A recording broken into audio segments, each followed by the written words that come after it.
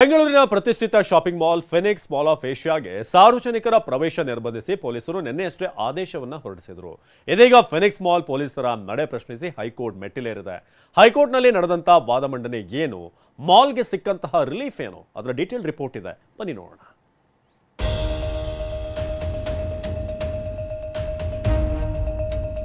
ಹೊಸ ವರ್ಷಕ್ಕೆ ಬೆಂಗಳೂರು ಭರ್ಜರಿಯಾಗಿ ಸಜ್ಜಾಗಿದ್ದು ಪ್ರಮುಖ ಏರಿಯಾಗಳ ಶಾಪ್ಗಳು ಭರ್ಜರಿ ವ್ಯಾಪಾರವನ್ನೇ ಎದುರು ನೋಡ್ತಾ ಇದ್ವು. ಬೆಂಗಳೂರಿನ ಮಾಲ್ಗಳೆಲ್ಲವೂ ಗ್ರಾಹಕರನ್ನ ಸೆಳೆಯೋದಕ್ಕೆ ಎಂದಿಗಿಂತ ರಂಗೇರಿಸಿಕೊಂಡು ರೆಡಿಯಾಗಿದ್ವು.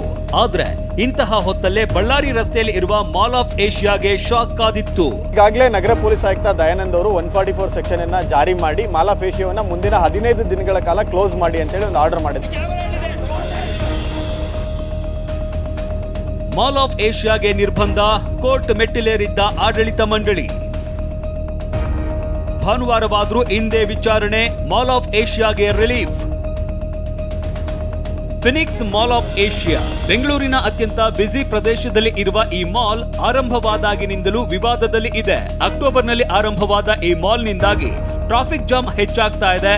ಈ ಬಗ್ಗೆ ಹಿಂದೆನೇ ಪೊಲೀಸರು ನೋಟಿಸ್ ನೀಡಿದ್ರು. ಕ್ರಿಸ್ಮಸ್ ಆಚರಣೆ ವೇಳೆ ಅನಗತ್ಯವಾಗಿ ಶುಲ್ಕ ಸಂಗ್ರಹಿಸ್ತಾ ಇದ್ದಾರೆ ಎಂಬ ಆರೋಪ ಕೇಳಿ ಬಂದಿತ್ತು. ಇನ್ನು ಮೊನ್ನೆಯಷ್ಟೇ ಕನ್ನಡ ನಾಮಫಲಕವಿಲ್ಲದ ಕಾರಣಕ್ಕೆ ಕನ್ನಡ ಪರ ಸಂಘಟನೆಗಳು ಮಾಲ್ ಮೇಲೆ ಮುಗಿಬಿದ್ದಿದ್ವು. ಇವೆಲ್ಲ ಕಾರಣಕ್ಕೆ ಪೊಲೀಸ್ ಆಯುಕ್ತರು ನಿನ್ನೆ ಆದೇಶ ಹೊರಡಿಸಿ 15 ದಿನಗಳ ಕಾಲ ಮಾಲ್ ಅನ್ನ ಸಾರ್ವಜನಿಕರ ಪ್ರವೇಶಕ್ಕೆ ನಿರ್ಬಂಧಿಸುವಂತೆ ನಿಷೇಧಾಜ್ಞೆ ಹೊರಡಿಸಿದ್ರು.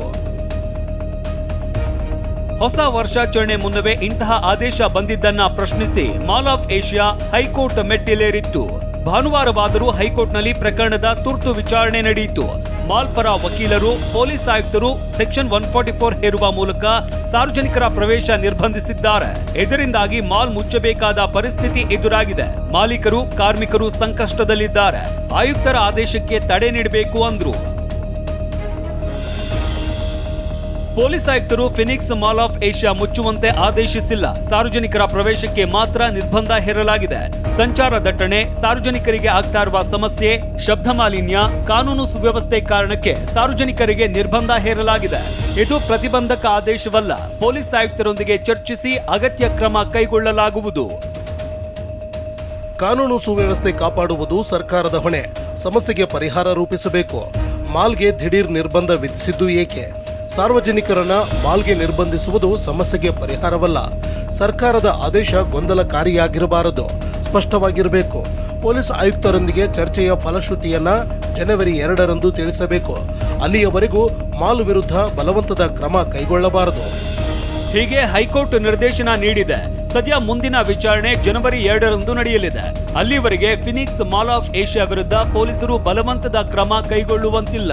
ಆದ್ರೆ ಮಾಲ್ನ ಹೊಸ ವರ್ಷಾಚರಣೆಯ ಸಂಭ್ರಮಕ್ಕಂತೂ ಈ ಹಗ್ಗಜಗ್ಗಾಟದಿಂದ ಬ್ರೇಕ್ ಬಿದ್ದಂತಾಗಿದೆ.